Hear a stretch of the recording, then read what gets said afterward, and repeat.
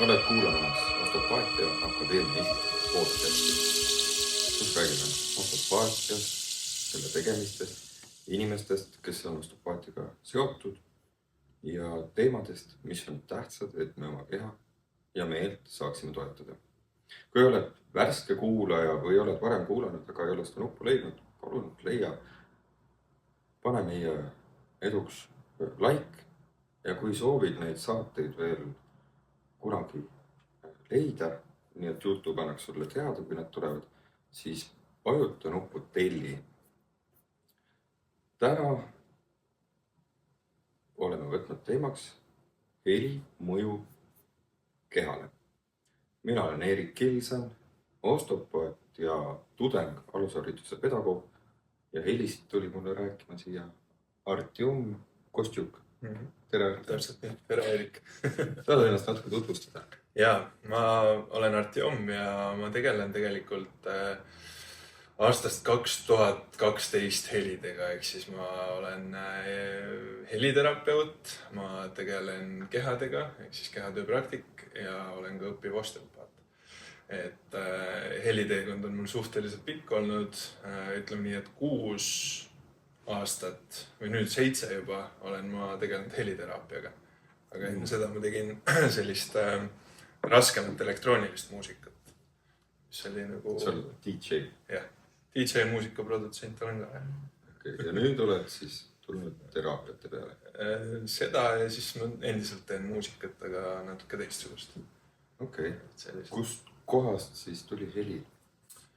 Heliga see side või nagu see tunnetus on mul päris pikalt olnud. Nagu ma mainisin, on see, et kooli ajal mind hakkas huvitama muusika produtseerimine ja see, kuidas ise luua muusikat. Ja siis ma hakkasin DJ-indusega tegelema, mängisin suurtel festivalidel Euroopas. Olin ühes plaadifirmas, ma tegin hardstyle'i muusikat, mis ei ole väga nagu selline populaarne muusika, aga nüüd järjest rohkem läheb populaarsemaks. Aga ühel hetkel ma sain aru sellest, kuidas tegelikult heli mõjub meie kehale ja see muusika tekitas pigem disharmooniat minu süsteemis. Et kuna heli on sagedus ja vibratsioon ja meie keha koosneb veest 78%, siis see, kuidas heli mõjutab vett, on väga nagu omavahel seotud seoses. Et sa olid kunagi siis nagu nooruk ja adrenaliinilaksu all. Põhimõtteliselt põgenesin. Ja nüüd oled vanemaks jäänud ja sest hardstyle oli. Ja. Sellest teraapia peale minna päris suur shift. See on hüpe omaette. Ja nüüd sa teed siis helirännakuid. Jah. Ja lisaks sellele on sul mingid teraapiad, mida sa läbi viid? Ma teen keharännakuid, kus ma tegelikult põhielemendiks kasutan kehatööd, ehk siis mermassaaži, mis on siis myofascial energetic release, eesti keeles siis süvasidega energeetiline vabastus. Ehk siis ta on hästi sügav kehatöö vorm ja ta läheb ka tegelikult seda kohe tasandile, ehk siis kui ma vaatan nagu seda osteopaatia seost ja kogu seda tervikut, siis tegelikult ma olen juba olnud selle teel. Okay. No pärast tuleme selle juurde vaatama, miks sa siia. Aga võtame praegu heli. Räägime natuke helirännakutest. Oled neid teinud, sul on juba kogemust siis alates 2012. aastast. Helirännakuid ma olen teinud aastast 2019. Ütleme nii, et 2019 ma läksin. Muusikul juba pikemalt. Mis sa ütleks, kuidas nad toimuvad, kui palju helirännakuid teha, kas sul on kuskil mingi piir? Otseselt piiri ei ole, selles suhtes, et heli mõjutab seda vett, liigutab vett meie kehas. Ehk siis heli ja sagedus aktiveerib või paneb selle vee liikuma. Mis tähendab seda, et see integratsiooniperiood võiks olla nagu mingi vahe võiks olla selle integratsiooniperioodi jooksul, et kui inimene näiteks käib helirännakul, kogeb helirännakut, siis ta saaks nagu maanduda sellesse, mida ta siis just koges. Sest see võib üles tuua erinevaid emotsioone, tundeid, mälestusi, kogemusi, sest kõik on tegelikult seotud ka kehaga. ehk siis sellise nii-öelda rakustruktuuride ja kõige sellega.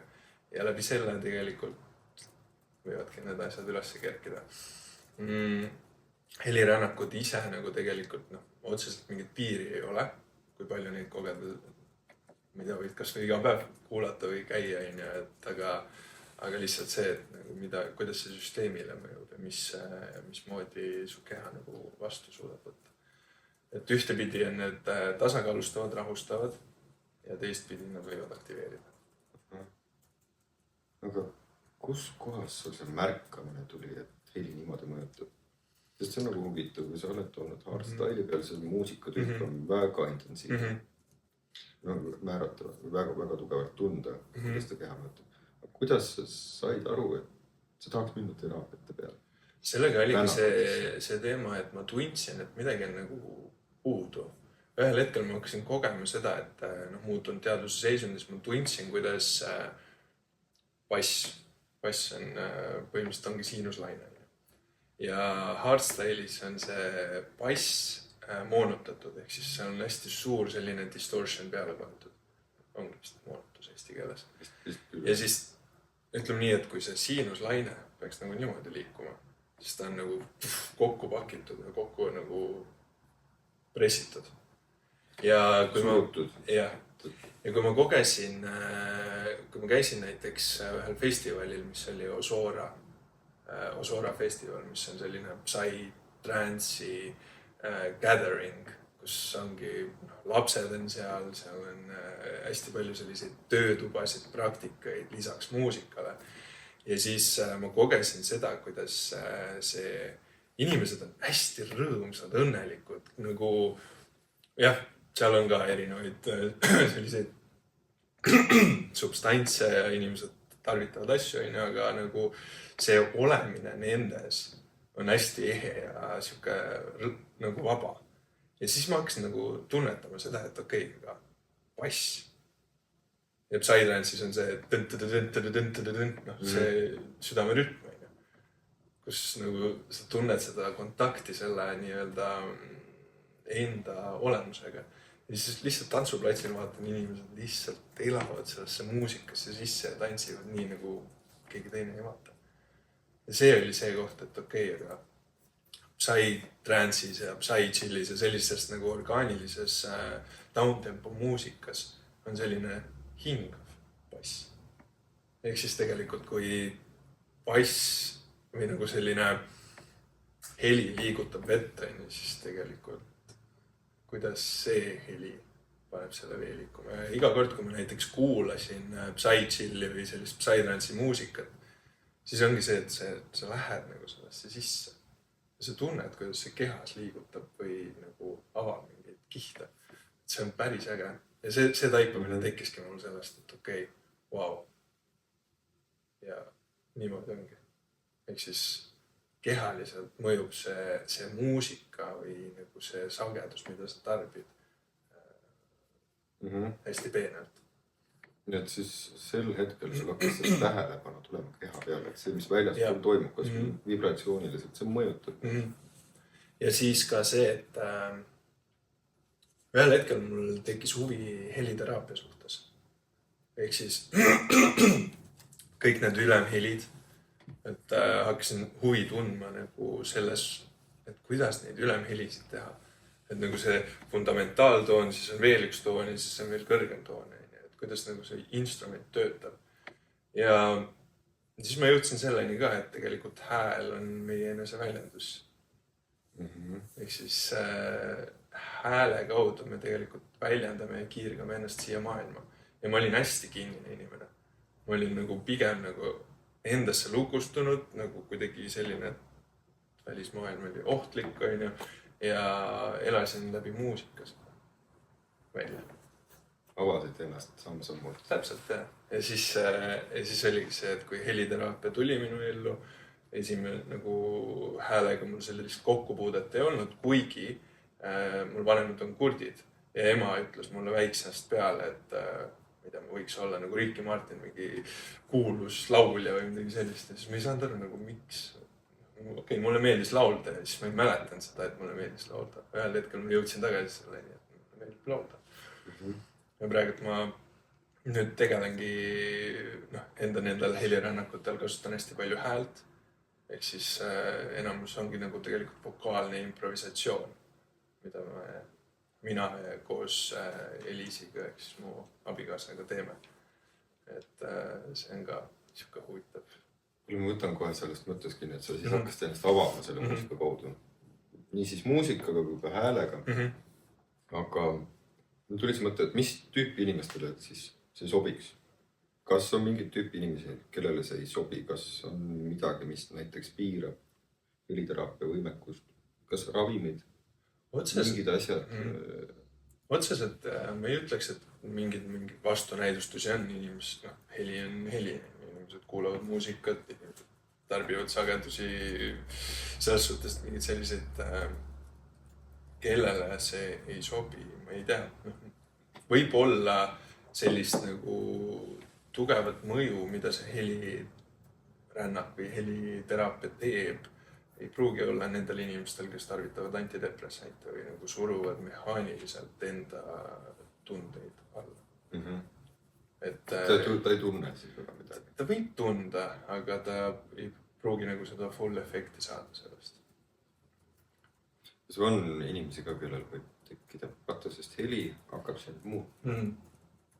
Sa lähed protsessi kaasa. Ma natuke räägin oma kogemusest ka, sest kord, kui sa tegid helirännakut Osteopaatia Akadeemias, mul oli tööpäev lõppenud. Stressirohke tööpäev. Ja kui ma läksin sellest ruumist mööda, kus sa oma heli üles sättisid ja laulsid, ma tundsin, et seda on nii palju minu jaoks. Ja kui ma praegu selle vastu võtan, kui ma jääks kuulama, siis ma ei tea, kuidas ma hakkama saaks. Mingi ärevusseisund oli. Lihtsalt pingeline päev. Ja ma tunnen, et see hakkas niimoodi lahti keerama, et mul tekib hirm muutuse ees. No oli siuke päev. Kas on inimesi, kes peaks arvestama sellega, et see muutus, mida läbi heli saab kehas teha, kõik mõjutab meid, aga et see protsess võib ka proovile panna? Kindlasti. Sest sellel on kõigil ju tegelikult seos emotsioonidega. Ehk siis emotsioon on energia liikumises. Energy in motion. Ja see, jällegi see jõuame sellesse kohta, et see vesi paneb või see heli paneb selle vee liikuma. Ehk siis inimesed võivad tunda, et nagu tohutud, ma ei tea, muutused hakkavad käima.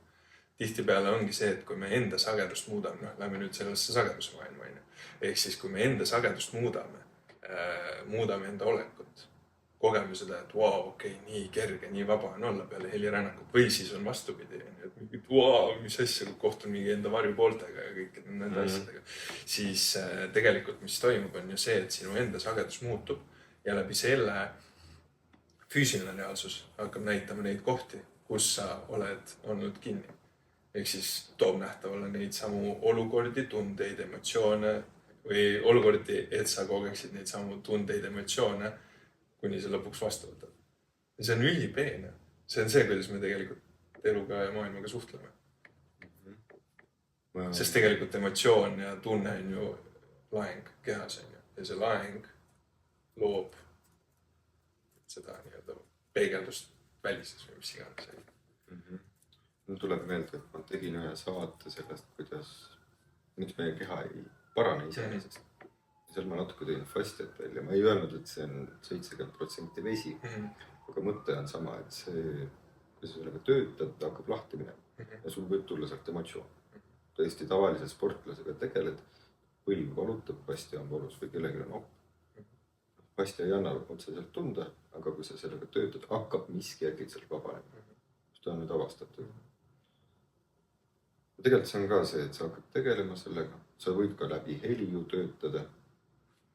Minul, ma mainisin seda aspekti, et huvitaval kombel alati tuleb miski välja sealt. See võib olla kas positiivne või see võib olla negatiivne tunne. Sa pead seda läbi töötama.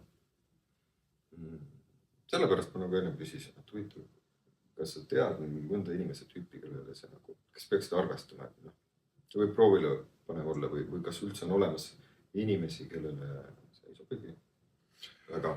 Ühtepidi meie rännakutel on käinud inimesed, kellel on mingid need ADHD-d ja ärevushäired ja kõik sellised asjad ja siis inimesed on tundnud lõdvestust. Meel ei ole enam nii aktiivne. Sest tegelikult, mis helirännakul toimub, on ju see, et näiteks kristallhelikausid, ülemhelid, pikad droonid, kõik need helid mõjutavad või nagu tasakaalustavad meie ajupoolkeras. Ehk siis esiteks ongi see, et inimene, kes on hästi peas, hästi päine, jookseb igal pool ja siis ta korraks peatub. Kogu süsteem saab sellise restardi. Ja mis juhtub, on see, et vasak ja parem ajupoolkera lähevad tasakaalu. Ja siis ta jõuab enda teljele, enda joondusesse. Ja helirännakute ajal rekord, kui inimene magama jäi, oli 2 minutit. Niimoodi, et me ei jõudnud isegi helirännakuga alustada. Inimene oli pikali ja ta tund nagu, see ongi ju see tegelikult ruum, kus inimene tunneb turvaliselt. Juba on olemas. Ja siis ta lihtsalt viskas pikali 2 minutit. No okei, võib-olla oli 3 midagi sellist. Ja siis ta oli lihtsalt pikali ja järsku noskas. Okei, me ei olnud alustanudki veel. Ja siis temaga oli see ka, et me lõpetasime helirännaku ära, hakkasime asju pakkima ja siis ta ikka veel magas. Et ta läks nii sügavale. Mõjus hästi. Et ühtepidi inimene, kui magama jääb, on hea. Teistpidi ta nagu ei kogevaata seda, mida me teeme, aga keha ja kogu närvisüsteem saab sellise nii-öelda shifti ja restardi. Ehk siis ta kogu närvisüsteem, kogu keha, kogu tema olemus, pea jõuab sellesse südameruumi. Ja läbi selle südameruumi toimub see lõdvestamine. Ta leiab ka mingi turvatunde selles kohast, kus ta on. Ja. Vastuvõtulaudadel on ka päris tihti inimesed läheb, peavad magama. Sa oled jäänud? Lõpulõdvestuse ajal olen. Jaa, oled jäänud. On üks grupp inimesi, kelle kohta ma tahaks ka sult küsida. Et need on siis noored emad ja lapsevanemad. Need käivad nii osteopaatia vastuvõttudel kui ka mõnedes muudes teraapiates selle jaoks, et leida see rahuseisund. Kas heliteraapia sobib neile? Kas on midagi, mida nad peaks tähele panema, kui nad käivad? Heliteraapia sobib ikka ja selles suhtes, et see ju lõdvestab keha. Ehk siis need helid, kõik need kõristid, kõik need kristallhelikausid, ülemhelid, nad ju meenutavad mingit sellist, mida ma ise olen kogenud. See on nagu justkui mälestus millestki sellisest iidsest. Nagu see kohale tulemine iseendasse. Natuke nagu seal kõhus olemine ka. Põhimõtteliselt küll, jah. Nagu see white noise, et sa oled nagu selles. Kas see on see kõhus? Baby kuuleb ka white noise? Jah. See on see sama? Jah. Et miks näiteks väiksed lapsed tunnevad hästi turvaliselt ennast, kui näiteks enda väikse, kui poeg oli väike, siis ma laulsin talle ülemhelisid. Tegin lihtsalt mingid sellised pikkasid droone, kui ta oli nagu nuttis ja siis ühel hetkel lihtsalt rahu. Kõik nagu kukkus ära. Ta jõudis nagu sellesse, et ta on turvaline. Et ta kogeb nagu seda, et sest need helid, ülemhelid eriti, nad on nagu hästi sellised kosmilised ja nad meenutavad midagi sellist, mis on nagu kuidagi ära unustatud. Et see on nagu see, mis ma ise olen kogenud.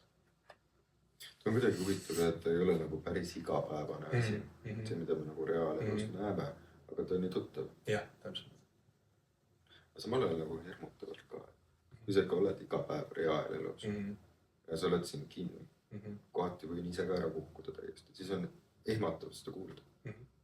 Sest sa mõtled, et kuidas ma pärast seda tagasi tulen tavaelusse. Ja see äratab mingid kohad üles, siis sa saad nagu, okei, tere. No põhimõtteliselt see sobiks, sest tegelikult võtsin lihtsalt selle emad, noored emad, rasedad, et tegelikult see ei oleks ju ka midagi, mida nad võiks kasutada. sest on praegu niimoodi, et käiks hästi palju arsti juures. Ämmakad ja nende juures. Kohati mõned inimesed on seal ehmatada saanud. Siis käiakse teraapiates. Ja nüüd praegu on siuke viis, et inimesed käivadki osteopaadi juures. Paljud noored emad, et tõenäoliselt kuidagi ette valmistada. Kehaliselt mingid plokid maha võtta, mingid dysfunktsioonid, mis nad elu jooksul on saanud, et oleks lihtsam see kogu 9 kuud protsessi. Ja tegelikult protsess hakkab alles peale seda pilti. Aga samal ajal veel mingid teist tunned ka anda. Helirännak on selle jaoks päris huvitav. Jah. Kui ema on rahulik. Jah, siis laps on ka. See programmeerib samal ajal ju lapse närvisüsteemi. Kas mõni nagu nii teadlikult on käinud? Meie rännakutel on rasedad käinud. Võib-olla need lõpu rasedusperioodi ajal, ma ei tea, võib-olla see ei oleks väga hea. Sest see võib, kuna see paneb ju kogu protsessi kehas käima, siis tegelikult see võib kiirendada seda sünnitusprotsessi ja kõiki neid asju. Ta võiks olla siis mingi algusest kuni poole. Ja mingi 3. trimestrini. Samas, jah, ma ei tea, ütleme nii, et 8. kuud rase naine käis ka helirännakul. Ja tema lõdvestus nii sügavalt, et ta sai koges seda, kuidas ta on lapsega hästi tugevast sellises kontaktis. See aitab palju. Jah, see toetab. Vaatame piiravaid tegureid helirännakute puhul. Kas või pigem seda, et kui inimesel on elus mingid piiravad tegurid, mis teda tagasi hoiavad, kas siis õnnestumisel, elus tegutsemisel, tervisel, rõõmul, kas heli ja kuidas saab seda mõjutada, kuidas ta saaks kaasa aidata. Kas on mingi suhtumine, millega inimene näiteks saaks tulla, et oleks võimalikult efektiivne. Mingi taotlus, et ma tahan nüüd olla edukam või rõõmsam. Ja tuleb sellega helirännakule. Jah, see on hea küsimus selles suhtes, et ühtepidi, kui me teeme taotluse, et tahaks rohkem rõõmu kogeda või mis iganes parem tervist, siis tegelikult paratamatu on see, et me peame kohtuma, või mitte ei pea, vaid nagu tulevad nähtavale need kohad, kus me ei koge rõõmu, kus me ei koge seda head tervist. Ja siis need on need kohad, mida vastu võtta. Pead olema valmis vastu võtma seda, mis on pigem see vastand sellele, mis sa tahtsid. See võib tulla, ehk siis ülihea point on tegelikult see, et armastuse sees on kõik tunded. Ehk siis, kui me tahame armastust, siis nagu tihtipeale inimesed arvavad, et armastus on see, kõik on bliss ja kõik on tore. Aga tegelikult armastuse sees, tingimusteta armastuse sees on absoluutselt kõik tunded. Nii kurbus, nii häbi, nii süütunne, kogu see kompott. Ja siis sa võtad lihtsalt vastu selle endaks olemise kogemise inimesena. Siis, jah. Ja see ongi see point, et tegelikult ei ole ju häid ega halbu emotsioone. Ei ole negatiivsed ega positiivsed emotsioone. On lihtsalt laengud kehas, mis väljenduvad meie mõistes negatiivsete ja positiivsete. Annavad mingi tunde ja... Täpselt. Aga tegelikult see on lihtsalt laeng, et okei, ma lihtsalt luban läbi keha kogeda selle tunde läbi. Kuule, inimestel, kellel ei ole seda tunnet, mis aitab kuulda. Kuidas see neile mõjub? Siis need, kes kuulmiskurdid. No ma olen enda vanematele teinud paar korda rännakut niimoodi, et nad ei kuule, aga nad kogevad ikkagi neid vibratsioone. Ja ilmselt kui nad vastuvõtlikud on, siis nad kogevad seda, mis ruumis toimub. Siis tegelikult ruum ise ju hakkab mängima selle sagedusega. Tegelikult seda peaks keha peal ka tunda olema. Kongihelid näiteks on hästi sellised madala sellise nii-öelda võnkesagedusega, ehk siis nagu sellise bassilise tooniga. Siis need on nagu pigem rohkem kehaliselt tunda. kristallhelikausid, nad võivad olla noh, mu ema koges näiteks neid kristallhelikausse. No ja passid on ju ka nagu see, mis kehaliselt on kogetav. Et seal on erinevad helinäitused, ka bass ja ülemhelid ja kõrghelid, madal või need... Ta natuke tead ka, kuidas need kehale erinevad mõjuvad? Otseselt, noh, ülemhelid tekitavad hästi sellise rahunemise nagu tunde. Ehk siis ongi see, et kogu närvisüsteem saab rahuneda. Relax. Jah. Kõik need kõristid, ainu. Liis, kus juures tõi päris hea näite selle kohta, et miks meid paelub see näiteks mingid lõkkehelid, merekohinad, kõristid, kõik sellised asjad, linnuhelid, ainu. Sest kui vaadata seda nagu sellest perspektiivist, et need kõik helid on ka meie sees. Kui veri voolab, siis on ju tegelikult vesi, eks. Luud. Kogu nagu see, kõik need krabinad ja kõik need... See kõik on tegelikult leitav meie keha sees ka. Ehk siis seest poolt väljapoole, väljast poolt sissepoole. Huvitav, sest tegelikult see toob, et inimestele meeldivad need helid, nad ütlevad, et nad tunnevad ennast kohe kohal. Täpselt. Et see meenutab, see on nagu see meenutus millestki. Inimesed otsivad väljapoole.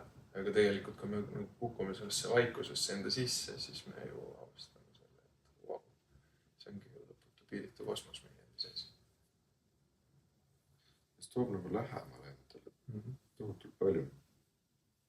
Kui me endale lähemale tuleme, tunneme ennast ka rohkem. Tegelikult, kui me rohkem tunneme, meil on nagu tervis peaks tulema. No sa oled rohkem kontaktis, kuulad, mis sul vaja on, sa saad... Kas või juba see, et sa oled endaga kontaktis, see annab rõõmu. See annab juba tervist. Ja see ongi see ju... Ja kuidas sina... Keha on meie kõige targem teejuht üldse. Et kui me hakkame kuulama, mida keha päriselt räägib, mida keha väljendab, siis saab päris paljudel asjadel pihta. Laulmise ajal. Kuidas sa seda vaatad kehalise tervisega? Sest see on mingis mõttes, me räägime, öeldakse ikka, et rääkimine on manifesteerimine. Et kui sa teed seda avatumalt, paljudel jääb hääl kinni elu jooksul, aga kui sa hakkad teadlikult sellega tegelema, miski avaneb, mõni räägib tšakratest, mõni ütleb lihtsalt, et enesekindlus, sa programmeerid närvisüsteemiga ümber vist, saab ju. Ja sealt tuleb teatud tervis. Kuidas sina seda kogenud oled, mis sa sellest öelda oskad? Ma ise häälega tööga, kuna ma ise ei ole laulnud, mul ei ole mingit muusikaharidust, mul ei ole mitte nagu ühtegi sellist asja. Sa oled kõik ise õppinud? Ma olen kõik ise õppinud. Nagu lihtsalt ise avastanud, kogenud, tajunud, et okei, mismoodi see toimib. Ja siis tegelikult, mis mind hästi palju aitas, oli see, et kui ma neid helirännakuid üksi tegin, alustasin ühe sõbraga koos ja siis ma hakkasin üksi tegema, sest ma kolisin Võrru ja siis ma ei saa ju teisest inimesest sõltuda, et millal ma neid helirännakuid teen, vaid nagu ma jätkasin. Ja iga kord, kui ma kristallhelikausse mängisin, siis ma nagu samal ajal laulsin kaasa. Ja see hääl on vibratsioon ja sagedus. Ehk siis, siia võib selle näite ka tuua, et mida me välja ütleme.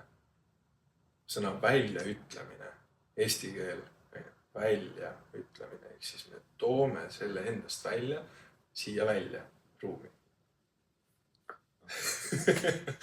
Ja miski sinu sees tuleb siia. Täpselt. Ja sa tood selle välja.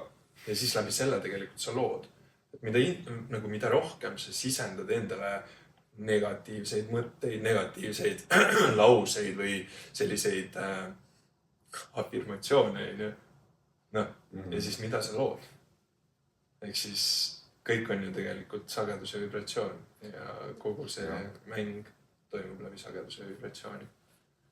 No seda on tunda, kui sa ütled miskit kange, et tegelikult tal on mingi tunne kaasas, mis on... Ja, sellega on üks nagu Cymatics on see, mis uurib hästi palju sellist heli ja mateeria mõju hästi palju erinevaid katseid on. Üks kõige tuntum katse on, mida saab ise ka teha, on see, et Masaru Emoto tegi sellise katse, kus ta pani 3 purki riisi ja veega.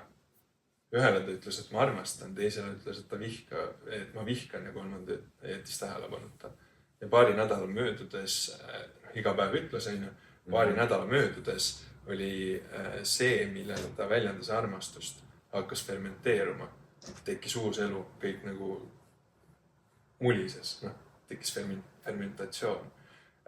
See, millele ta väljendas vihkamist, hakkas roiskuma ja mädanema, hallitama. See, millele ta jättis tähelepanuta, hakkas roiskuma, mädanema, hallitama.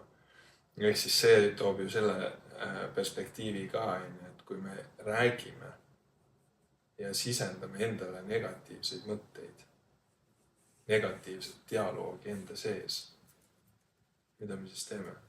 Me anname kogu käskluse rakkudele, me anname kogu käskluse oma närvisüsteemile, et häälestus sellele sagedusele. Pane ennast kinni ka või? Ja läbi selle me loome seda füüsilise reaalsuse kogemust. Aga kuidas teha siis vastupidi? Sest lihtne on öelda, et räägi positiivselt, aktiveeri ennast, affirmeeri, aga kuidas siis aktiveerida häälega ja ka häält samal ajal? Kuidas praktiliselt peaks käima selles reaalsuses, kus me oleme? Hääl on ju, nagu ma ütlesin, on vibratsioon.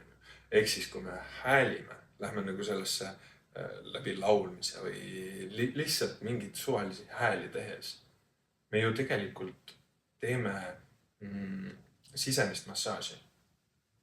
Ehk siis, kui sa näiteks teed, siis sa tunned kogu seda, kuidas kehas kõik vibreerib.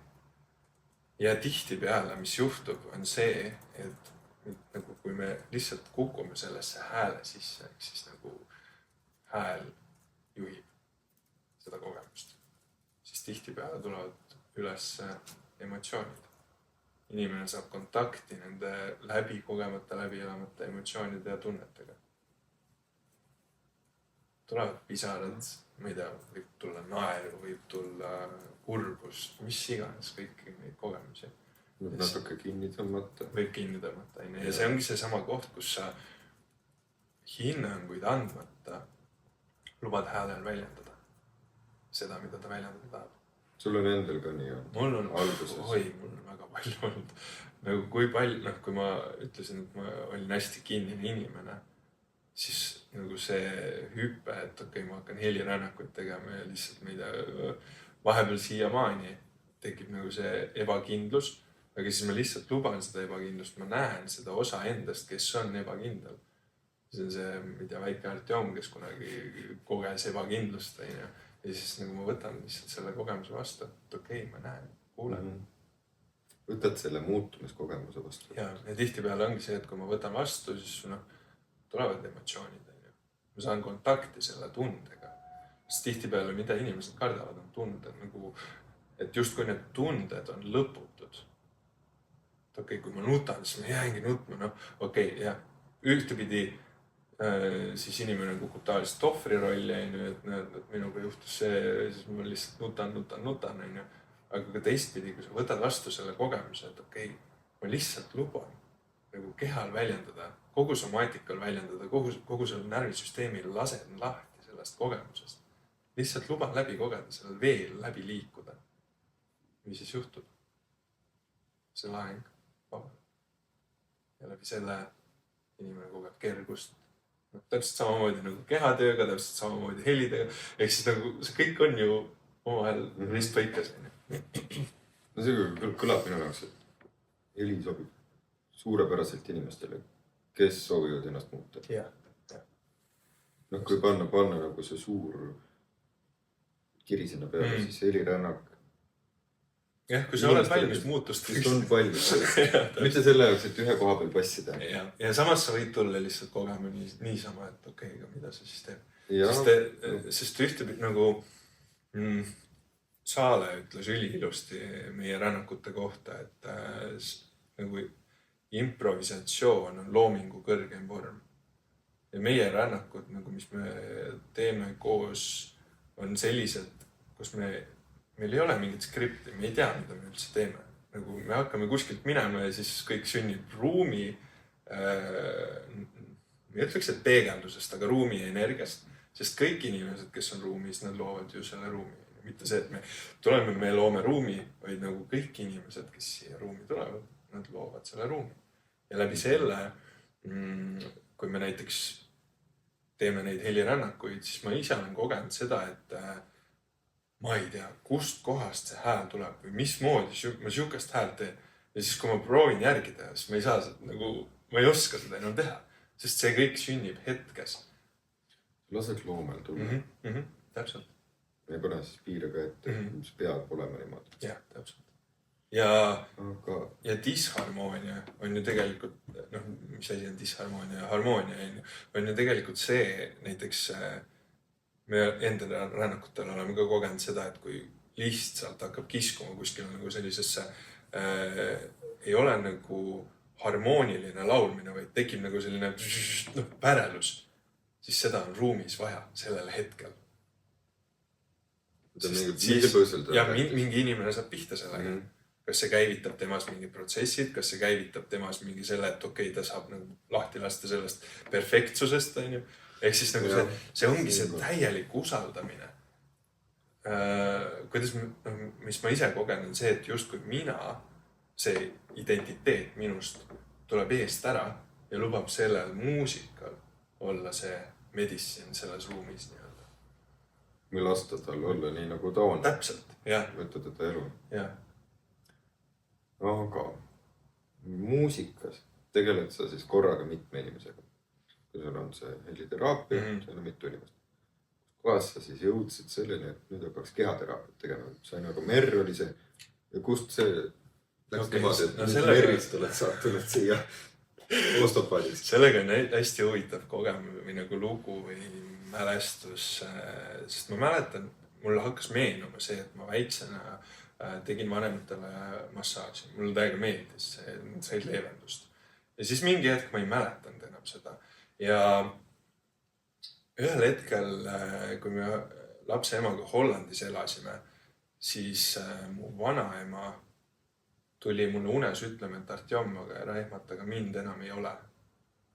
Ta oli elus veel, aga ütles, et ära ehmata, aga mind enam ei ole. Ja mäleta, mida sa tulid siia tegema ja tea, et sul on nagu väga nagu see tervendaja käed tol ajal. Ja siis ta tegi sõmme nipsu ja ütles, et tegelikult sa tead, kuidas see reaalsus toimub. Kogu see reaalsus, kus me selles unenäos olime, muutus selliseks energiaks, plasmaks ja siis see oli see, mida ma olin nagu justkui varem kogenud. Et nagu meie mõtted loovad reaalsust, kuidas nagu kogu see meie tunded loovad reaalsust. Läbi selle ma nagu mäletasin midagi. Ja siis 2 nädalat hiljem ta ütles, et tal pea valutab, mingi üli nagu intensiivsed valud on. Ja siis soovitasin talle kanepiõli ja ühesõnaga ta tundsin, et midagi hakkab toimuma. Ja siis mul oli viimane tööpäev ja siis jõudsime koju. Ja siis täditütar helistas, ütles, et vanem sai insuldi. See võis olla umbes 2-3 nädalat peale seda unenägu. Ja siis see raputas nagu. Ta teatas sind ette seda. Täpselt. Ja siis ma hakkasin tundma huvi selles suhtes, et kuidagi, ma ei tea, kehatöö tuli minuni niimoodi, et igalt poolt hakkas sõnumeid tulema. Üks Tiit ütles näiteks mulle, et ma võiks keha teraapiat või keharännakuid tegema hakata. Ja siis ma elasin Võrus, tema suune nagu andis mulle märku, et see võiks olla jooga või mingi selline. Aga jooga vastu oli mul ka huvi. Ja siis hakkas nagu see kõik lahti rulluma. Et hästi, jah, ja siis ma jõudsingi Merrini ja Merr oli enne seda, kui ma esimese Merri mooduli läbi tegin, ma juba siis hakkasin kuidagi moodi nagu käisin ühe korra Tiidu juures sessioonil, peale sessiooni ma mõtlesin, et ma ei taha enam kunagi minna ja siis, kui ma seisin Balti jaamas lihtsalt niimoodi, et jäin seisma keset Balti jaama seda platsi, pisarad voolavad peale sessiooni. Jah, peale sessiooni. Sessiooni ajal mõtlesin, et ei tule enam kunagi, sest see on ei meeldi. See meeldis, aga see on üsna intensiivne. Kuna vaata see merr on hästi selline füüsiline, siis sa lähed sidekoja tasandile suht sügavale, siis see võib olla ka valulik. See avaldamine on valulik oma olemuselt nagunii. Ehk siis nagu kui tekib uus ruum, siis see on laienemine. Ja läbi selle sidekoja venituse me tekitame sellesse kehasse ruumi. See sidekudel on siis fastia ikka. Ta ei ole see anatoomiline sidekudel. Neil kahel kogu võrgustik tegelikult. Jah, fastia võrgustik. Okei. Ja siis ma seisin lihtsalt Balti jaamas, keset Balti jaama pisarad voolavad ja siis mõtlesin, et ma tunnen nagu tohutut tänutunnet. Vau, mis asja, kui äge on see elu. Vaatan inimesed kõik lihtsalt tormavad kuskile ja te tormate. Siin on nii hea. Nagu see pisarad lihtsalt voolasid ja seisin mingi 10-15 minutit keset seda Balti jaama platsi ja siis ma sain aru, et okei, see on see. See sobib sulle. Et ma tahan ise ka tegema. Et ma nagu kogesin enda sees selle nagu ära tundmise, et vau, see on see miski. Kui kaua aega võttis, et sa ise tegema hakkasid? No ma hakkasin tegelikult, käisin ühe mooduli ära ja siis see moodul oli pigem nagu meelde tulemine. Et see oli hästi huvitav. Et nagu justkui keha mäletas neid, kuidas teha või mida teha. Ja siis ma hakkasin kohe tegema ja põhimõtteliselt see oli olla aasta 2024 või? Jah, 2 aastat ma olen teinud. Ja sealt alates nagu kõik hakkas ise lahti rollima. Praeguseks ma enam ei tea, kas ma enam nagu konkreetselt merri teen, sest minu need keharännakud on kombinatsioon intuitiivsest lähenemisest, merrist, osteopaatiast, mida ma enne ei teadnud, et ma teen tegelikult, kuni ma siia kursusele õppima tulin. Käisid tunnis ära ja siis said aru. Aga kuidas see sul juhtus, et sa Osteopaatia Akadeemiaga otsustasid koostööd siia tulla? Sellega oli ka huvitav teema, et... Sest merr, fastia natuke käib sellega, mis siin saab ka teha. Sest ma käisin... Teekond on nagu huvitav.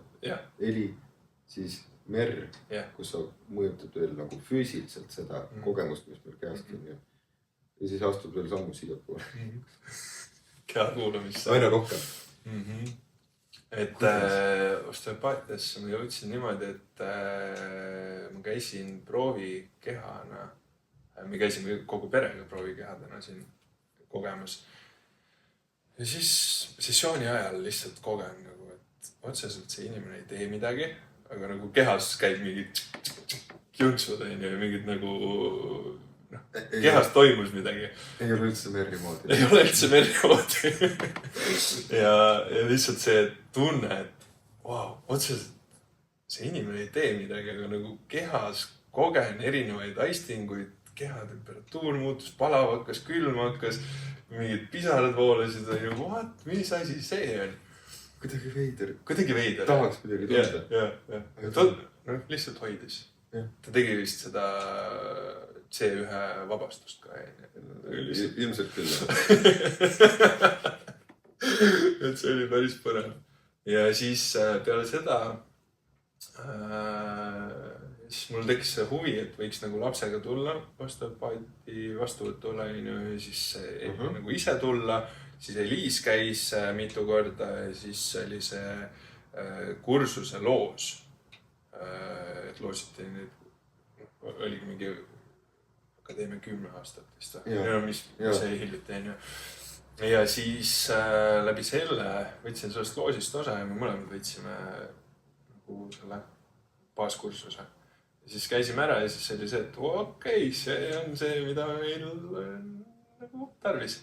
Ja kõige huvitavam oli see, et Eliis mainis seda, et ma võiks midagi õppima minna. Siis ma ei tea, mida ma lähen õppima. Nagu midagi ei kõneta. ja niikuinii teab kõike. Kõik on sees olemas. Täpselt. Ja siis oligi see, et siis tuli see osteopaatia ja ma mäletan, et kui sa seal tunnis olid, pärast tegelikult ütlesid, et see on ka jälle nagu meelde tuleb. Jah. Ehk siis minu need keharännakud on, ma kombineerin Merri tehnikaid, ma kombineerin osteopaatilisi tehnikaid, ma kasutan heliteraapiat, ma viin inimesi ka hääletöösse, ehk siis kus nad saavad kontakti enda häälega. Ja siis kasutan ka intuitiivset lähenemist läbi selle, et ma suunan neid küsimustega. Ehk siis ma saan aru, et nagu kuidagi intuitiivselt olen teadnud seda, et ma juba tegelikult teen. Ja kui ma esimesel moodulil ära käisin, siis see oli nagu justkui see tunne, et see teadmine või need tehnikad või oskused või kuidagi nagu see, mida ma teen, kristalliseerus. Ehk siis nagu maandus veel, et see on see, mida ma teen. Mingi täiesti teine. Täpselt tead. Täpselt. Et keegi ütleb sulle, et see ongi õige. Mina arvasin, et ma teen lihtsalt energiatervendust, aga tegelikult ma olen kogu aeg keha kuulanud. Päris huvitav. Ja siis nüüd said õppima või? No see on huvitav, et see on siis nagu sinu lugu, et sa alustad ka kuskil kaugelt, üldse mingi DJ. No siiamaani oled DJ. Siiamaani oled. Ja siis tuled helirännakute peale, siis juba Merri peale. Ja nüüd osteopaatia peale, sest igaüks neist on samm keha mõjutamiseks. Oleneb, mida sa täpselt mõjutada tahad, aga üldmõistes kõik võtab selle meie kogu paketi, mis milleks on keha ja hakkab seda mõjutama heli, vibratsiooniga, emotsiooniga. Merr läheb siis fastesse täpsemalt. No fastes on asju, mis on kinni. Oleme neid loenguid teinud. Ja siis lähed osteopaatia peale. Et seda on huvitav olnud, kui näha sinu lugu, seda, kuidas sa oled kuskilt, kus sa kunagi olid siia jõudnud. Kui ma praegu ise ka vaatan seda nagu teekonda, siis päris huvitav olnud. Kas seda on teiste poolt ka nagu näha olnud? Tulevad kuskil hästi kaugelt. Jõuavad kuhugi. Mille põhjusel neil on vaja sinna jõuda?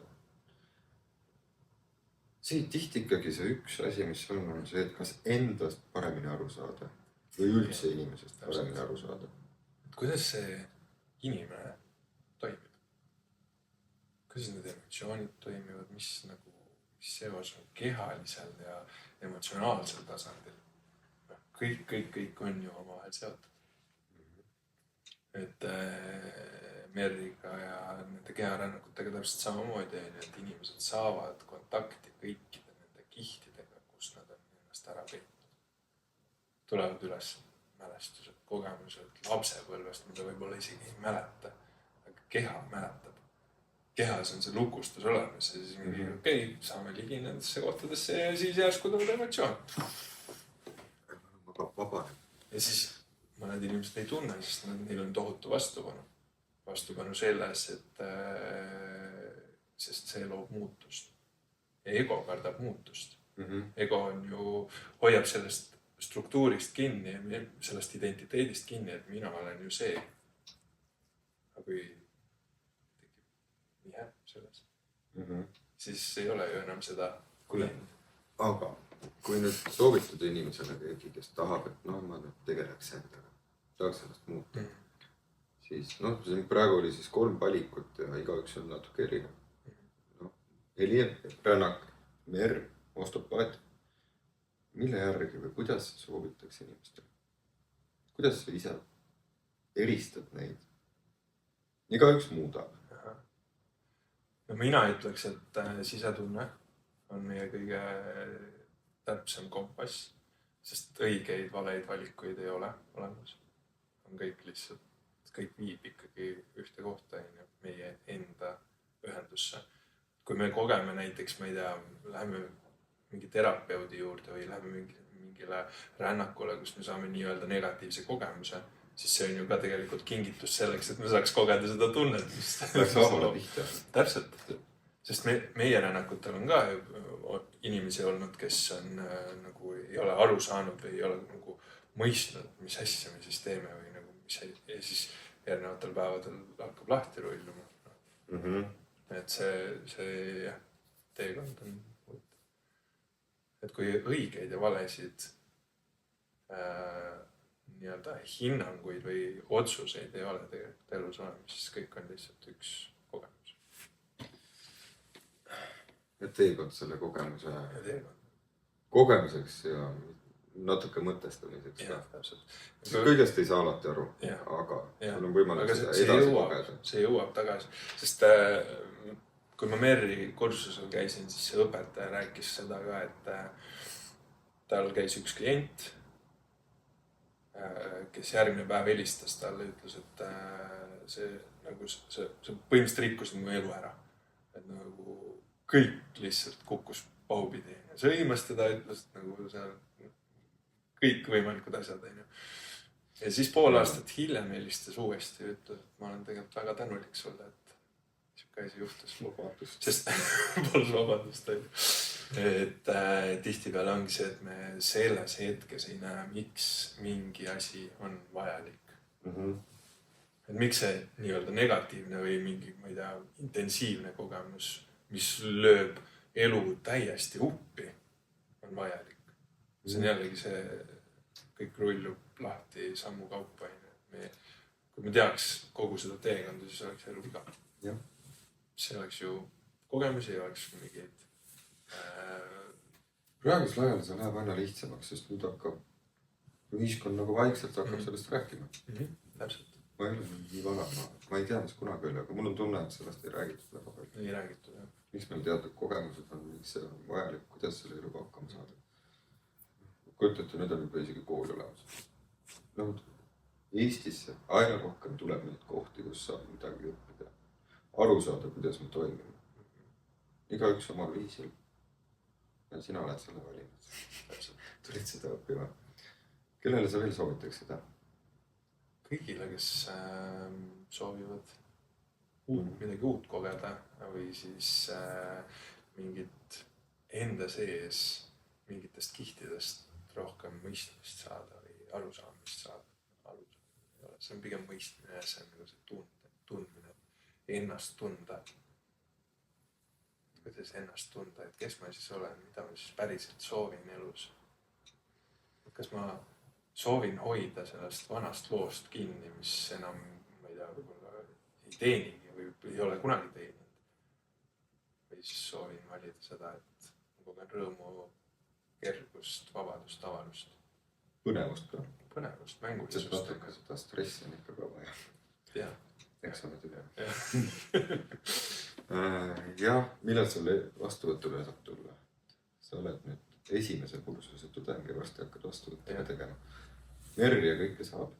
Jah, ma juba teen. Teed juba ka või? Jah. Ja helirännakud? Kuidas neile saab? Me teeme, proovime hoida sellist kord 2 kuus tendentsi, et põhimõtteliselt meie sotsiaalmeedias saab kogu seda info ligi. Millal sul järgmine? Järgmine on 14. aprill.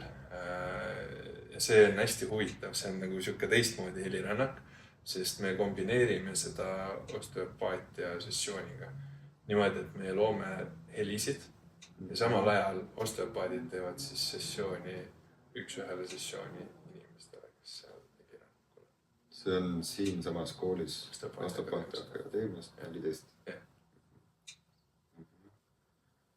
Nii et, kes on huvitatud helirännakulle koos osteopaatia sessiooniga, kus kombineeritakse 2 asja. See on päris Liisiga mõtlesime ka, et mis asi see on. See võib päris huvitav. See võib väga olla, jah. Algusaegadel katsetasin ka. Nüüd natuke vähem. Läheb intensiivseks. Aga aitäh sulle. Aitäh sulle. Meeldib kohtuda ja kellele väga meeldis, pange like. Kui soovite, võite jagada oma tuttavatega. Ja ma tänan, et seda kuulasite ning kui olete ka ise huvitatud, leiate osteopaatia kohta infot osteopaat.ee. Artiomi kohta leiad infot artaim.space. artaim.space. või siis lainelooja.ee. Sina tegutsed Tallinnas põhiliselt. Tallinna ümbruses, jah. Aitäh, mina olen Eerik. Aitäh teile. Kohtumiseni.